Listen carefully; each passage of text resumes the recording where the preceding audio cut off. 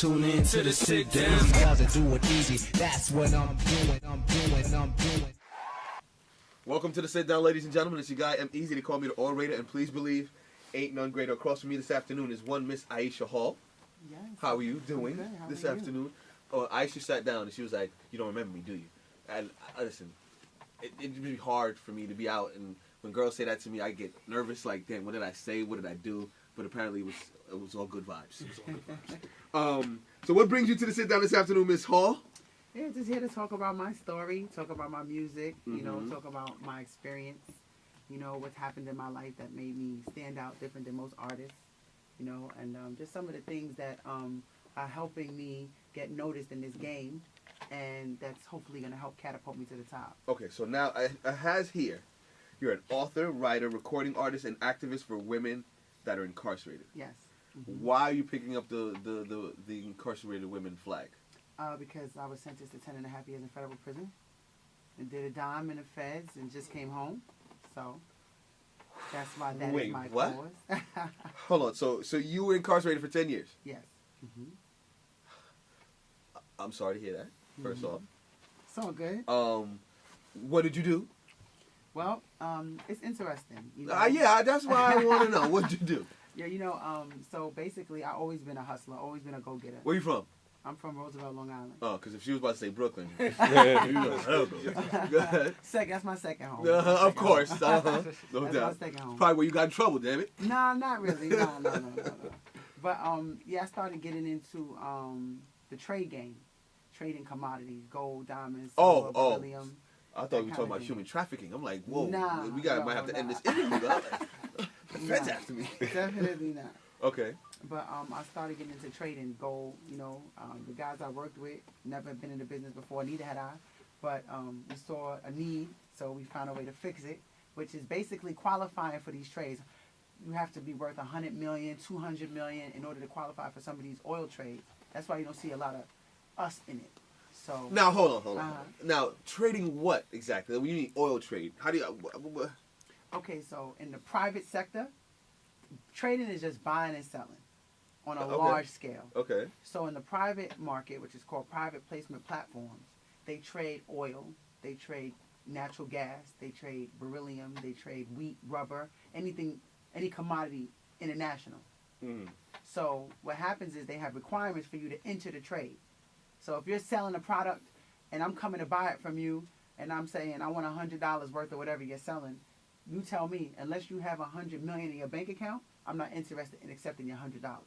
So what that does is it wipes out the people who might be like you and me, and it only allows a certain group of people to trade. This boys club, these white people been running for too long, bruh. Yeah. So you mean to tell me, if I wanted to buy something, they could refuse selling it to me because I don't have a certain amount of money in my bank account? You don't meet Ain't the that trade about requirement.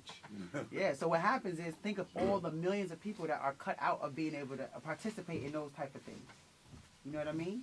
So you're talking about if I hit the lotto tomorrow and I'm worth $1 million and I'm not worth $100 million, I might not be able to participate in certain trades because I don't have the net worth. But who does have that kind of money? Yeah. So what I did and how I got in trouble is I found people who did have that kind of money, and I started linking them with the people who didn't and letting them use their assets on paper.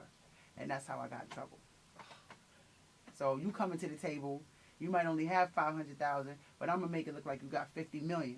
Then you can go take your money, your own money, and trade with your money. All I did was help you get in the door, a door you would have never been able to get in before. And they give you 10 years for that? Yeah, because I'm changing the whole game. You know what I'm saying? Oh, but you're helping people that need it, though. Yeah, but I'm making it look like they have money that they really don't. Falsifying documents. That's basically what the feds don't have, a falsified document charge. They have conspiracy to commit wire fraud. And because I made like $10 million, my sentence was high. Clutch his pearls. You made $10 million? 10 mil. Mm-hmm.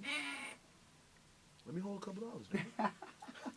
Yeah, they took it though. So. I mean, I would assume so. Yeah, but it's still, the experience is still there. The creativity was still there. It just was not, the best way to do it. But it opened up my eyes to a whole different lifestyle.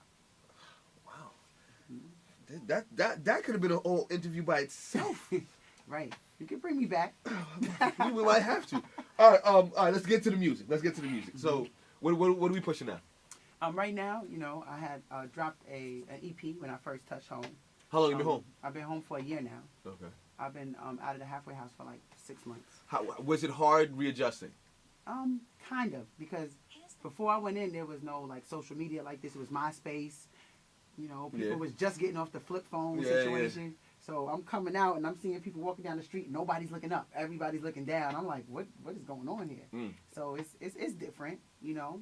But I definitely like the fact that music, you have so much more control over it now because of social media, because of, you know, the whole internet game is different. So I was like, okay, I need to be able to use my story to educate people, let them know what's happening in this country with mass incarceration, because there's no reason I should have got 10.5 years for that. No reason, you know.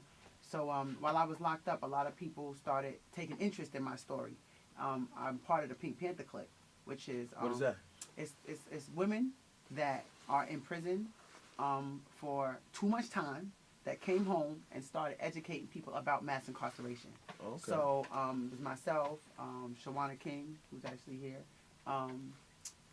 Jamila T. Davis, Sunshine Smith Williams, we were like the founders, Brandy Davis, and we basically go around using whatever talents we have to help educate. They've been on, Jamila was on a program on, I think it was NBC, Brandy was on a show on BET. So we've just been using that platform to really talk about mass incarceration and what's happening, especially to women and, you know, African American women. And I hate to bring it back to the jail, but it's nothing like Orange is the New Black, right? No. There's pieces of it that are like kind of true, but Piper, you know, shout out to her that wrote the book and then got the series picked up. She only did a little bit of time. So at the end of the day, like if your experience is short, you only can tell so much because we were actually working with Yandy, me, Jamila, Sunshine, Shawana, to actually put a show out, the Pink Panther Clique. That would be like the real Orange is the New Black. Like, you know, told from the story of people who did a lot of time. So, you know, we're still actually working on that stuff now. Shout out to Yandy. I seen her the other day. Yeah. Yandy's good people. To sit down, Aisha Hall's in the building.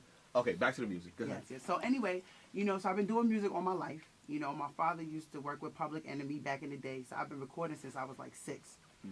Getting, you know, doing background sounds for him or whatever. He doing